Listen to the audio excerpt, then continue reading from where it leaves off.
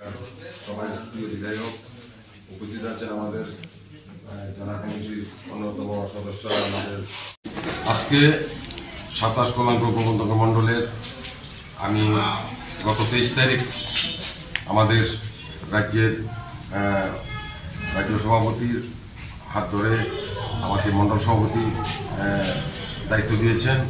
তো দায়িত্ব পেয়ে আমি আজকে আমার 27 কল্যাণপুর প্রবন্ধক মণ্ডলের মহিলা মোর্চার দিদিরা সবাই মিলে আমাকে সম্বর্ধনা দিয়েছেন। তো এবং ওনারা আমার পাশে থেকে এই মণ্ডলকে সারা রাজ্যের মধ্যে একটা সুন্দর সুঘটক মণ্ডল তৈরি করার জন্য তারা প্রতিজ্ঞাবদ্ধ হয়ে আজকে আমার সঙ্গে তারা কথা বলেছেন।